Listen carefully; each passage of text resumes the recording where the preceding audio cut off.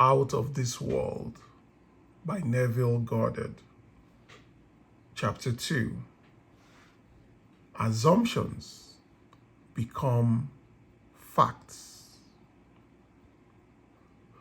Men believe in the reality of the external world because they do not know how to focus and condense their powers to penetrate its thin crust. This book has only one purpose: the removing of the veil of the senses, the traveling into another world. To remove the veil of the senses, we do not employ great effort. The objective world vanishes by turning our attention away from it. We have only to concentrate on the state desired in order to mentally see it. But to give it reality so that it will become an objective fact, we must focus attention upon the invisible state until it has the feeling of reality. When, through concentrated attention, our desire appears to possess the distinctness and feeling of reality, we have given it the right to become a visible, concrete fact. If it is difficult to control the direction of your attention while in a state akin to sleep, you may find gazing fixedly into an object very helpful. Do not look at its surface, but into and beyond any plain object, such as a wall, a carpet, or any other object which possesses depth. Arrange it to return as little reflection as possible. Imagine then that in this depth you are seeing and hearing what you want to see and hear until your attention is exclusively occupied by the imaginal state. At the end of your meditation, when you awake from your controlled waking dream, you feel as though you had returned from a great distance. The visible world, which you had shut out, returns to consciousness, and by its very presence informs you that you have been self-deceived into believing that the object of your contemplation was real. But if you know that consciousness is the one and only reality, you will remain faithful to your vision, and by this sustained mental attitude, confirm your gift of reality and prove that you have the power to give reality to your desires that they may become visible, concrete facts. Define your ideal and concentrate your attention upon the idea of identifying yourself with your ideal. Assume the feeling of being it, the feeling that will be yours were you already the embodiment of your ideal. Then, live and act upon this conviction. This assumption, though denied by the senses, if persisted in, will become fact. You will know when you have succeeded in fixing the desired state in consciousness by simply looking mentally at the people you know. In dialogues with yourself, you are less inhibited and more sincere than in actual conversations with others. Therefore, the opportunity for self-analysis arises when you are surprised by your mental conversations with others. If you see them as you formerly saw them, you have not changed your concept of self. For all changes of concept of self result in a changed relationship to your world.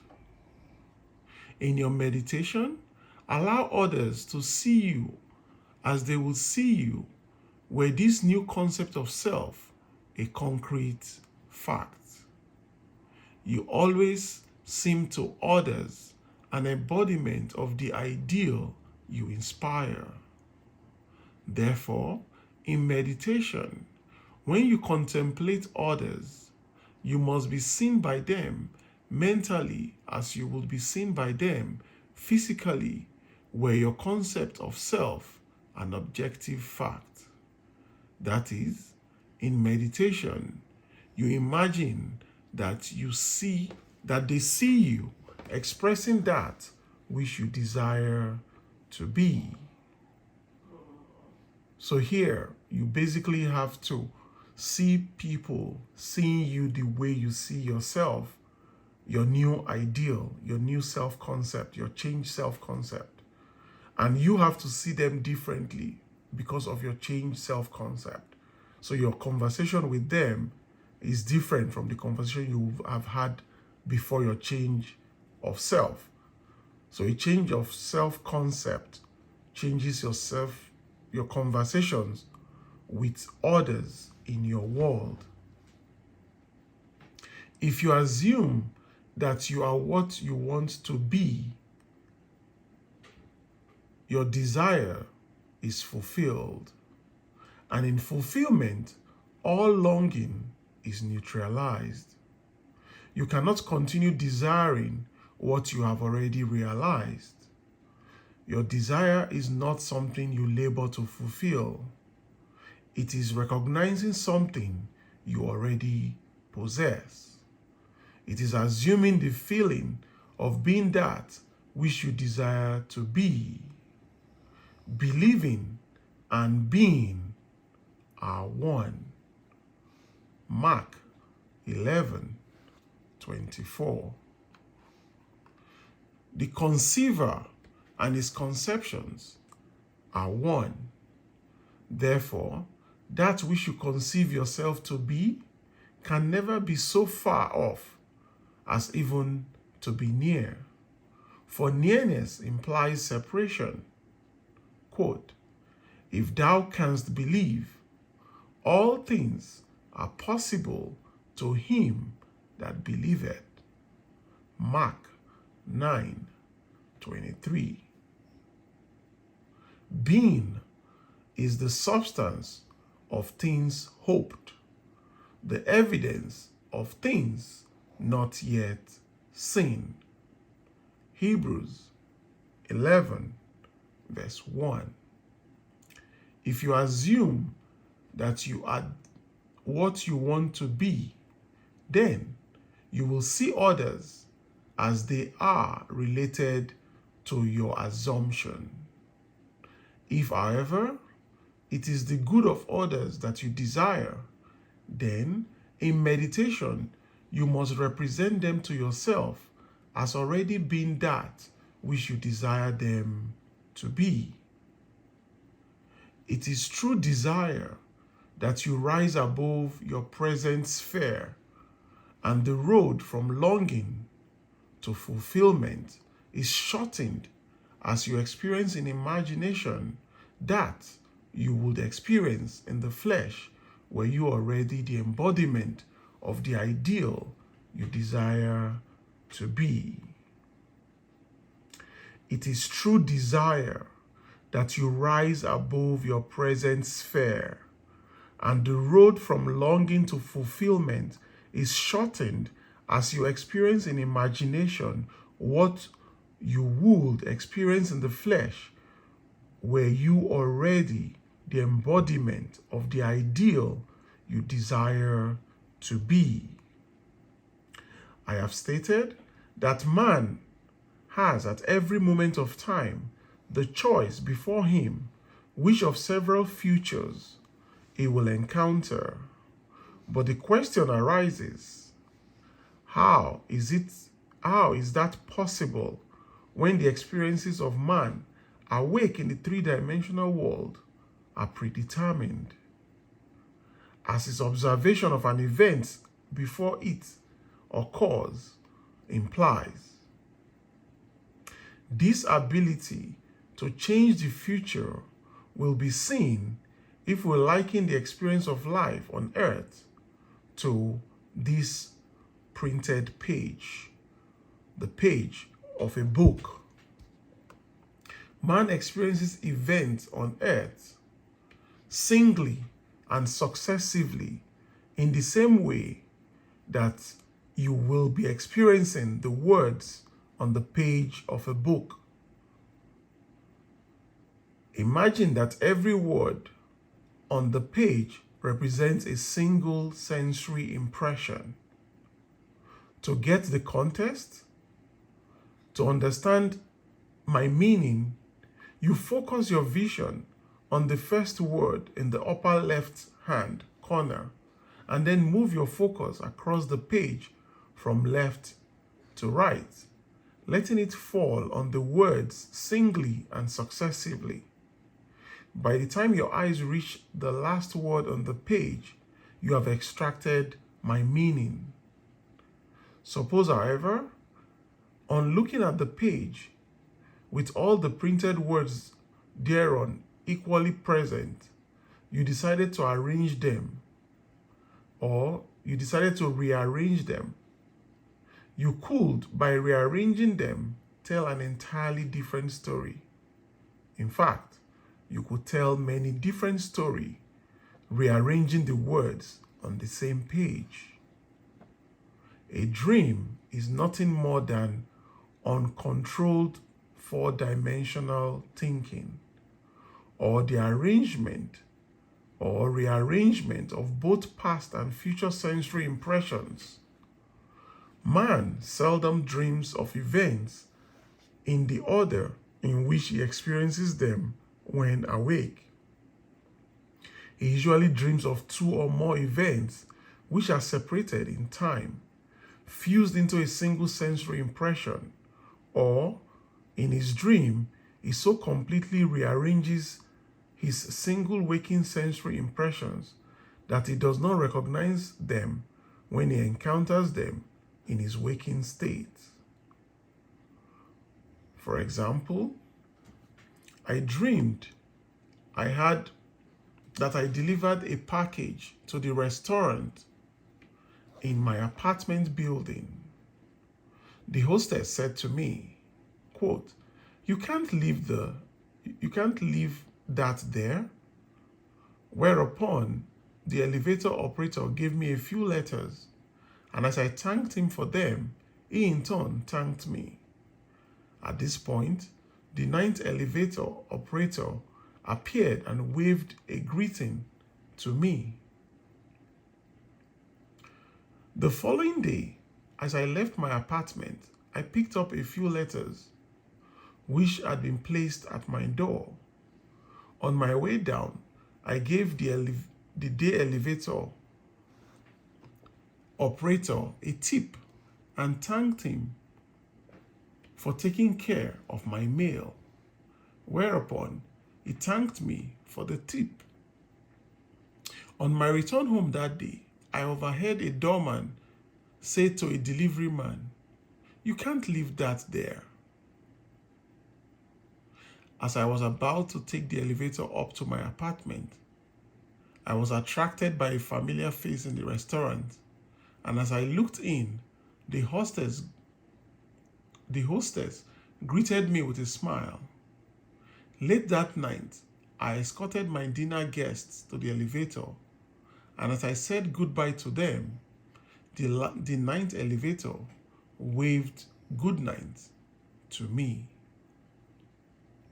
By simply arranging a few of the single sensory impressions I was destined to encounter, and by fusing two or more of them into single sensory impressions, I constructed a dream which differed quite a bit from my waking experience. When we have learned to control the movements of our attention in the four-dimensional world, we shall be able to consciously create circumstances in the three-dimensional world. We learn this control through the waking dream. We learn this control through the waking dream, where our attention can be maintained without effort. For attention minus effort is indispensable in changing the future. We can, in a controlled waking dream, consciously construct an event which we desire to experience in the three-dimensional world. The sensory impressions we use to construct our waking dream are present realities displaced in time or the four-dimensional world. All that we do in constructing the waking dream is to select from the vast array of sensory impressions those which, when they are properly arranged, imply that we have realized our desire. With the dream clearly defined, we relax in a chair and induce a state of consciousness akin to sleep. A state which, although bordering on sleep, leaves us in conscious control of the movement of our attention. When we have achieved that state, we now experience in imagination what we would experience in reality, were this waking dream an objective fact. In applying this technique to change the future, it is important always to remember that the only thing which occupies the mind during the waking dream is the waking dream, the predetermined action which implies the fulfillment of our desire. How the waking dream becomes physical fact is not our concern. Our acceptance of the waking dream as physical reality wields the means to its fulfillment. Let me again lay the foundation of changing the future, which is nothing more than a controlled waking dream. 1. Define your objective. Know definitely what you want. 2. Construct an event which you believe you will encounter following the fulfillment, the accomplishment of your desire. Something which will have the action of self predominant. An event which implies the fulfillment of your desire. 3rd, immobilize the physical body and induce a state of consciousness akin to sleep. Then, mentally feel yourself right into the proposed action, imagining all the while that you are actually performing the action here and now, so that you experience in imagination what you would experience in the flesh were you now to realize your goal. Experience has convinced me that this is the perfect way to achieve my goal. However, my own many failures will convict me were I to imply that I have completely mastered the movements of my attention.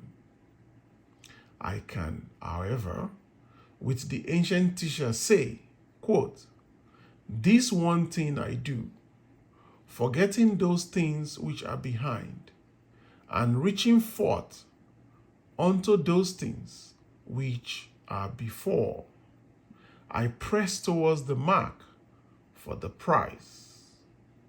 End quote. Philippians chapter 3, verse 13 and 14. End of chapter.